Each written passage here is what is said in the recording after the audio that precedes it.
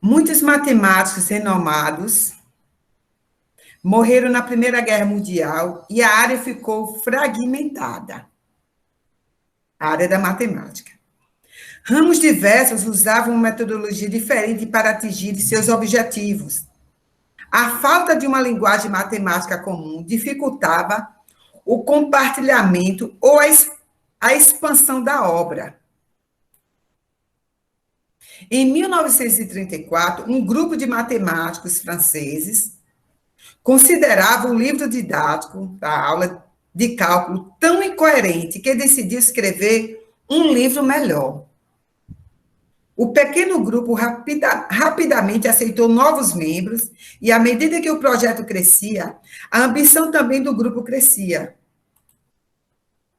Eles buscavam criar uma estrutura lógica consistente que unificasse todos os ramos da matemática. O texto começava com um conjunto de axiomas simples, leis e hipóteses. Leis e hipóteses eram criados para criar um argumento. A partir daí, os autores deduziam teoremas cada vez mais complexos que correspondiam à obra realizada na área. Mas para chegar a um denominador comum, o grupo precisava identificar regras consistentes que se aplicassem a uma ampla gama de problemas. E aí é razoável pensar em funções. Funções como? Funções como uma máquina que aceitava entradas e saída. Mas se pensarmos nas funções como ligações entre dois grupos, podemos começar a fazer tal afirmações. Por exemplo, considere um grupo de números, né? O primeiro grupo aqui de números e outro grupo de letras. O número 1 ele vai para o B, o número 2 vai para o C e o 3 vai para o A. Então, cada um é diferente. Essa segunda função que eles colocaram estabelece uma relação lógica, que é a entrada, e essa segunda é a saída. O grupo começou a definir, então, a função. Uma entrada única, a função seria colocada como injetora. Elas se chamariam função injetora. Por que injetora? Porque a função, ele tinha uma entrada única da função. Aí ele começou a definir mais aprofundado. Se cada saída pudesse estar relacionada pelo menos a uma entrada, então essa saída aqui tinha uma entrada, né? Pelo menos uma entrada, a função seria sobrejetora. Se cada saída pudesse estar relacionada a pelo menos uma entrada. Aí ele começou a fazer o quê? Nas funções bijetoras, cada elemento tinha uma correspondência perfeita de 1 para 1. Seria classificada como bijetora. Isso permitia aos matemáticos estabelecer uma lógica que pudesse ser traduzida nos domínios da função nos dois sentidos. Então, essa entrada aqui, ele denominaria o domínio e a saída, o contradomínio, a fazer a definição mesmo da relação de função. Aí ele disse, uma relação entre conjuntos não vazios de A e B é qualquer subconjunto do produto cartesiano A. Aí eu tenho aqui A vezes B. Isso fala o quê? A cartesiano B. Aí eu tenho aqui o exemplo. Eu tenho o meu conjunto A, que é meu domínio, e tenho o meu conjunto B, que é meu contradomínio. O meu conjunto A eu tenho 1 e 3, e meu conjunto B tem 1, 2 e 3. Então, ele está dizendo o quê? Que 1 vai para a relação de 1, esse 1 também vai para o 2, e esse 3 por 3. Mas o que é mesmo uma relação? É um subconjunto qualquer do produto cartesiano. De todas as possibilidades, se eu escolher 1 com 1, 1 com 2 e 3 com 3, isso define uma relação, ou seja, de todas as maneiras de conectar, começa com 1 e termina com 3. Então, eu começo a conectar 1 com 1, o 1 com 2, o 3 com 3. Então, eu posso interpretar de que forma? Veja só, eu posso fazer uma interpretação. 3 pessoas estão fazendo um regime. Uma pessoa está há um mês perdeu 1 quilo. Outra pessoa está 1 mês, perdeu 2 quilos. Outra pessoa, 3 meses, perdeu 3 quilos. Então, o meu conjunto A, eu vou colocar ele, o que é o domínio, eu vou classificar ele como tempo. E meu conjunto B, que é o meu contradomínio, eu vou classificar ele como quilograma. A definição de função. Uma função de A em B é uma relação que associa cada elemento de X de A um único elemento de Y de B. Então, eu tenho aqui os números de X, que é meu domínio, e meus números de Y, que é meu contradomínio. O meu X do 1 foi para o Y1. Ó, então, esse quilograma está representado o meu Y. E esse tempo, que é meu A, meu domínio, está representado o meu X. Aí, eles são funções. Ó, essa relação aqui do 1, ó, ele foi para 1 e o 3 foi para 1. Aqui é considerado a função porque o meu domínio todos teve relação com algum elemento do meu Y, do meu B, do meu contradomínio. Veja que o contradomínio faltou, o 3, mas não deixou de ser função. Essa relação aqui é uma função? Sim. Sabe por quê? Porque o meu domínio, todos os elementos, ele teve uma relação. Aí eu posso dizer, mas o que não é função? Cada X precisa ser associada a um único valor de Y. Então, aqui, o 3 teve relação, ó, com 2 elementos. Então, ele não é considerado função. Por quê? Porque um elemento do X, ele precisa ser associado a um único valor do Y. E por que aqui ele não é função? Nesse segundo exemplo. O 3 ficou sem associar, sem uma relação com nenhum. Então, aqui também não é função. O meu domínio, ele não pode sobrar nenhum. Pode sobrar no contradomínio. Nesse domínio aqui, o meu X, ele não pode sobrar. O meu X é como se fosse a base. Do X é que nasce. Veja que a setinha aqui está para cá, está para o contradomínio. Então, daqui é que nasce a relação do domínio, do meu X. Descubra se a relação dada pelos pares ordenados abaixo é uma função. Aí eu tenho aqui meus pares ordenados, menos 3. Lembra que na aula passada eu disse que meu primeiro número é X, meu segundo número é Y. Vocês explicaram direitinho aí quando representaram. Então, quem é meu domínio? Meu domínio é o meu primeiro, é o X. Menos 3, menos 2 é o primeiro número. E quem é meu contradomínio? Meu Y. É 2, 4, 5, 6 e 8. Esse é meu contradomínio. Então, nasceu dessa forma aqui. Eu tenho o menos 3. O menos 3 vai para o 2. O menos 2 vai para o 4. O 0 vai para o 5. O menos 6 também vai para o 6. Ó, o menos 6. Ó, o menos 2 também vai para o 6.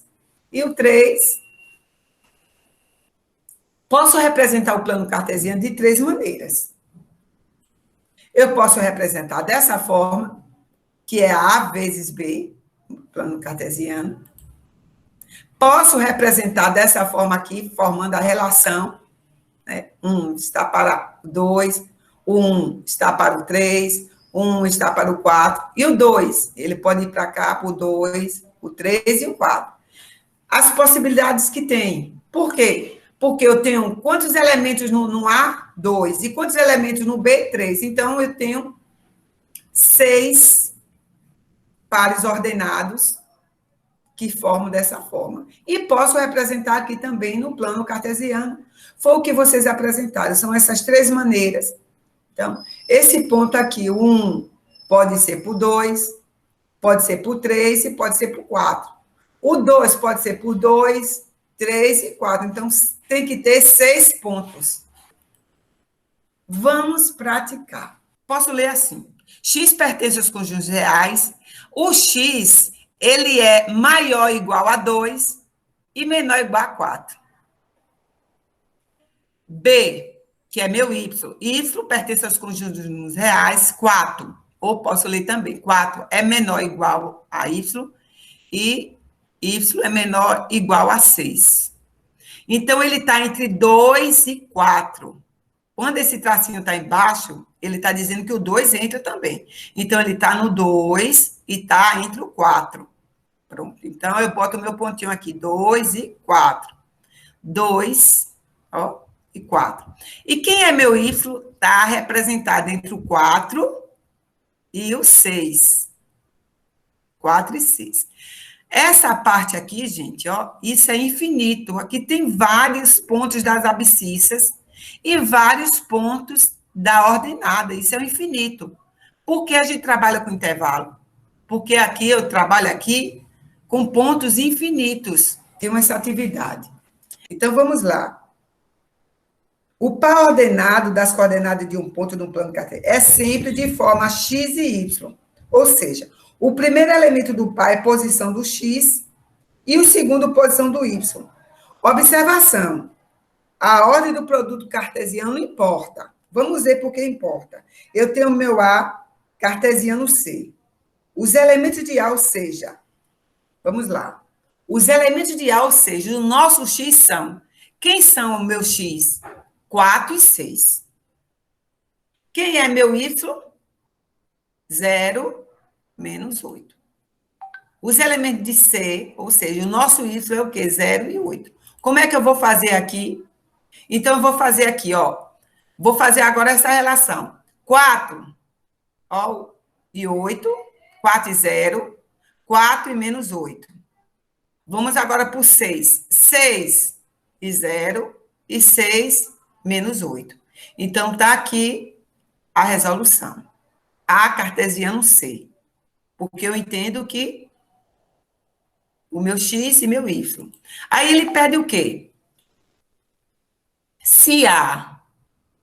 C cartesiano de A. Quem é meu C? Agora veja que os elementos de x do par vêm do C e do y vem do A. Então, quem é meu... O C vai ser meu x e meu A vai ser meu y. Então, veja só, quem é meu C? Então, vai ficar 0, 0 e 4, 0 e 6. Agora, eu vou começar. Menos 8 e 4, menos 8 e 6. Formei, respondi a minha resolução. Agora, o C, ele diz o quê? Que A, cartesiano B. Lembre que o A é o quê? Meu X. Quem é meu X? 4 e 6. E quem é meu B?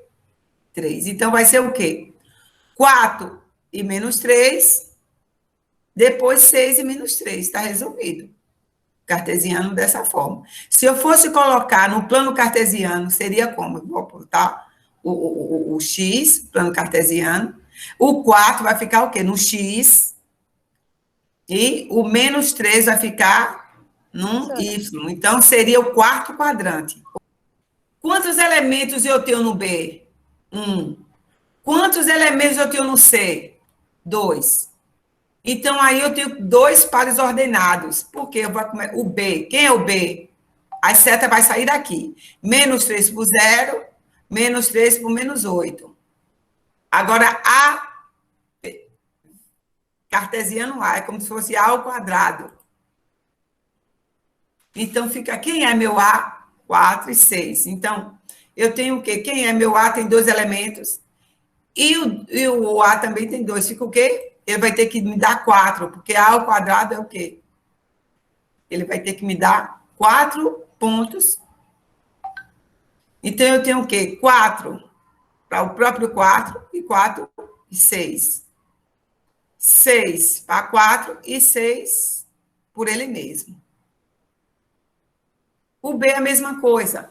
O único elemento de B é menos 3. Então, ele com ele mesmo, baixa só 1. Se tem 2 e 4. Pode pegar o caderno aí para você ver, viu? Dá 5 minutos aí para tentar responder. Dá 5 minutos. Pronto.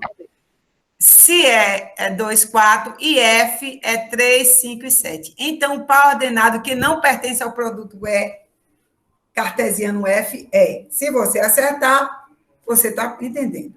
É só usar vou tentar falar aqui. É só usar a lógica.